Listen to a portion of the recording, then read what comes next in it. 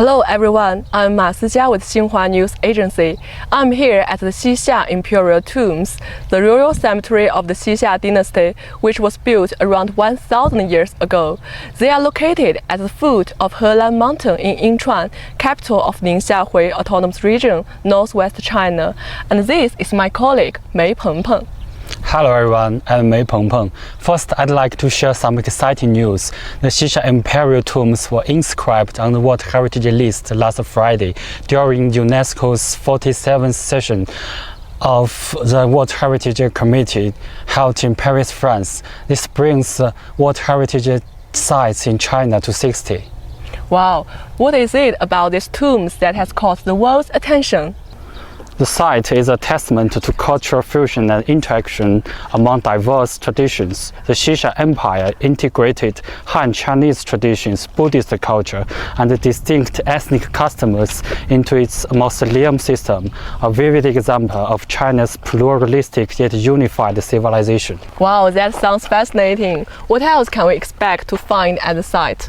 The whole site includes 9 imperial tombs, 271 subordinate tombs, a northern architectural complex, and 32 flood control works. We're here in front of the number 3 Imperial Tomb, and you can see the range of the Helan Mountain in front of us. Beside us is the miniature model of the tomb number 3.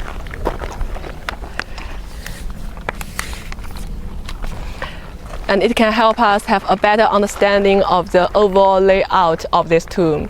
The number 3 tomb is the largest among the group, covering an area equivalent to about 15 football fields, and it is remarkably well preserved.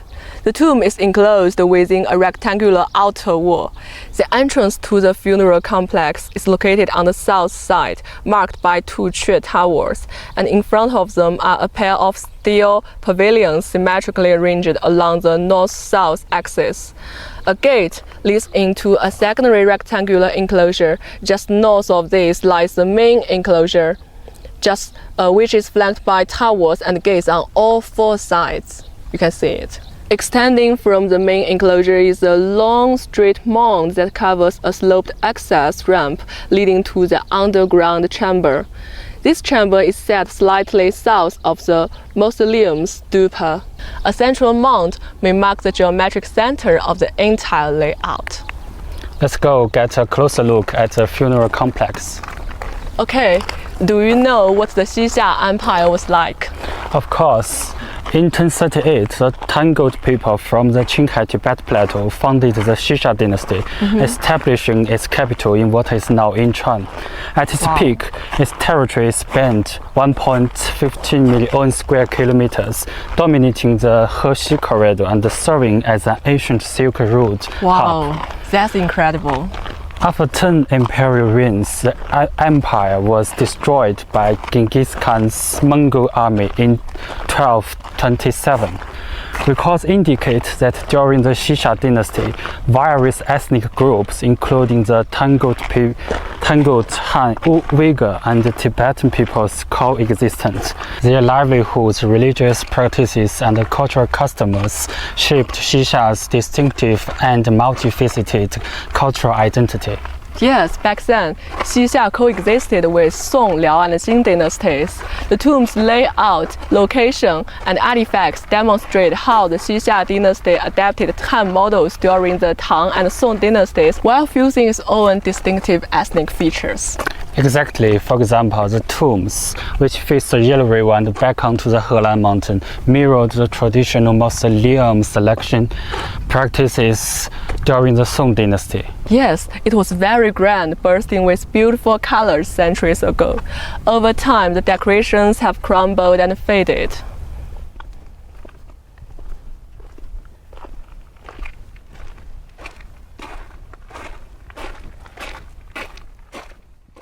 When you look at the stupa through this transparent board, you will notice it is a stupa with 7-story eaves. Look at it. It closely resembles the stupas built by the Khitan ethnic group during the Liao dynasty. This really highlights the rich cultural exchanges that were happening in China around 1,000 years ago. No wonder Chinese culture is often praised for rich, deep, and complex. It's a production of cultural exchanges. Yes. Now, our audience may be curious about what has been excavated here. Do you know some about the findings? Of course, archaeologists found this site in 1972. Since then, more than 7,100 artifacts have been unearthed gradually, including ceramics, metalwork, textile, and stone carvings. Most of the artifacts are building components of this funeral complex. When you see these components, you can imagine how grand the tombs used to be. What's over there? It looks like a roof. Yes, it is a wireframe model designed to show tourists what the roof once looked like. There used to be a gate at that spot, and the roof would have been on top of the gate. We can see the decorations on the roof. There are 3 ornaments on this top, 2 glazed chirwon on both sides, and a Buddhist vase in the middle. On the right slope, there are also 3 components shaped like mythical animals from Buddhist culture. You have mentioned the Buddhist culture several times. I bet the people in the Shisha Empire believed in Buddhism. Yes, you are right. They learned the technique of making the glazed building components from the Song dynasty in Middle China. I think people in Xixia were really good at learning and creating something new. Do you know what the wall made of the rammed earth used to be like? Actually, the wall used to be red with grey tiles above, but its skin peeled and tiles broke. It's a pity that we can't see its original look. Wow, I'm trying to imagine its grandeur. But after some thousand years, the funeral complex is still comparatively intact. How has this been achieved? There are 4 main reasons behind it. First, the location of the tombs is really good with lower rainfall and comparatively higher elevation. Second, the buildings were made using rammed earth technology, the same method employed in the construction of the Great Wall. As a result, the complex is exceptionally solid.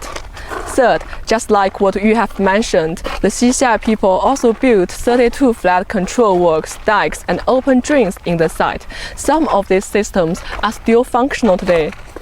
The last reason is modern protection.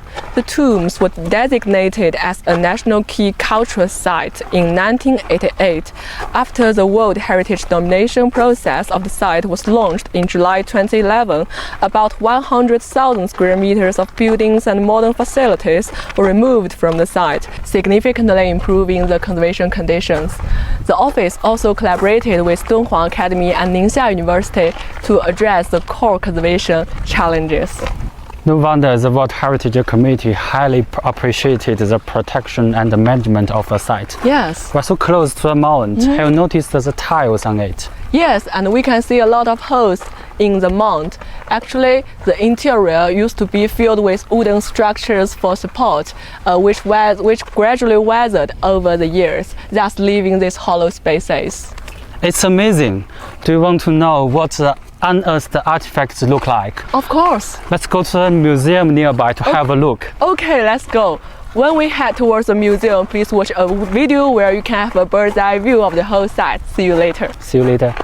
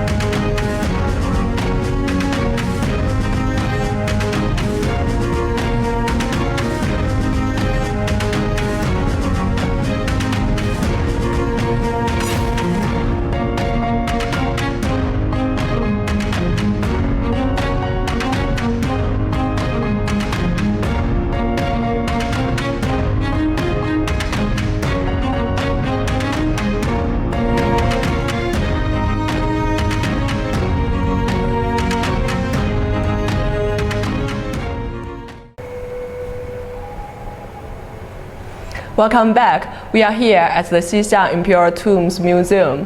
More than 7,100 artifacts have been unearthed since 1972, but most of them were not excavated from the underground burial chamber, but building components scattered around the funeral complex. In this exhibition hall, you can see many delicate building components and imagine what the funeral complex was like around 1,000 years ago. Yes, and on this wall we can see a lot of beautiful building components, and they are all glazed. And the small circular ones carved with animal faces and lotus are called wadang, and also eaves tiles. And the comparatively triangular ones are dishui or dripping tiles.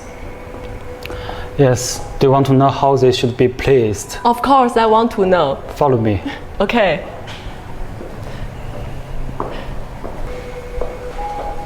Wow, you mean this pattern? Yes, look at this picture.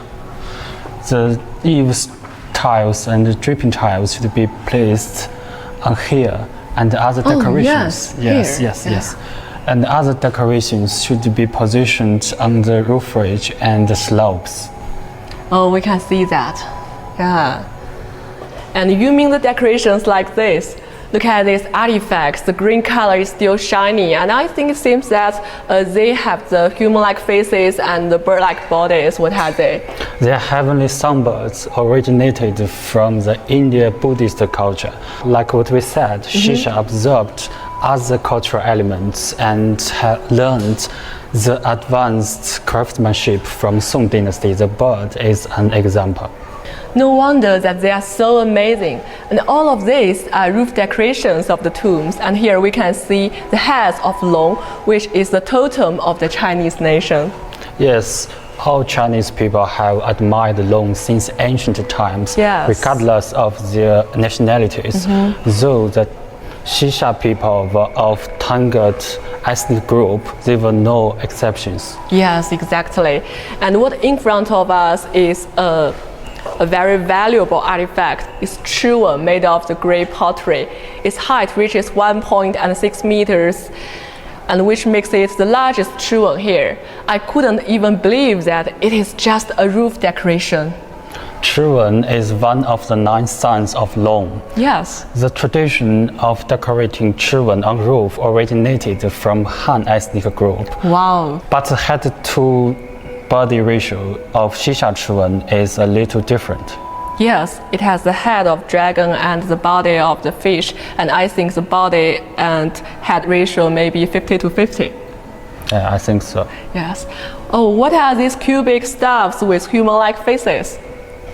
It was used to carry the gravestones. They look very strong and hardworking. Yes, I can see that. The style is also an incorporation of many cultures. Shisha is really good at learning. Yes, and they are also good at innovation. Let's move forward to see the showcase over there. Okay, let's go.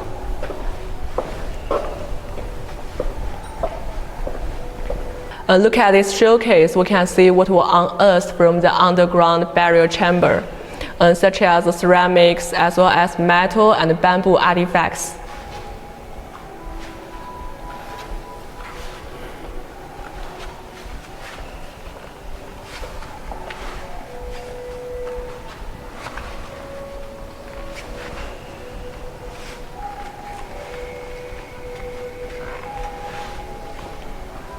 And you know what is more amazing is that Xixia people created their own writing system, and from which we can see these steel remnants. Here, don't you think the Tangut script looks like they are written using the Chinese characters? Yes. On the left are the Tangut script of Xixia Empire. On the right are the Chinese characters. I can tell the difference. The Xixia characters is more complicated, but their shapes are really similar. Yes, the Tangut script drew inspiration from the Chinese characters in terms of its design rules. They used to be known as incomprehensible, but nowadays most of the characters have been deciphered by experts. I heard that The occupant's identity of tomb number 7 has been confirmed. He is Li Renxiao, the 5th generation emperor of Shisha. Wow. This discovery should be credited to experts who decoded the scripts on the remnant steles found in his tomb. Yes, exactly. And Tangut people established the Xixia dynasty, which coexisted with Song, Liao, and Jin dynasties. Instead of repelling other cultures, they embraced and learned from the surrounding nations to enrich their own culture. I think the open and inclusive attitude is a valuable lesson that remains relevant even in modern societies. Yes, if you have time, please come to Incheon to explore the Xixia Imperial Tombs and have a better understanding of Chinese civilization. Thank you for watching. Bye. Bye.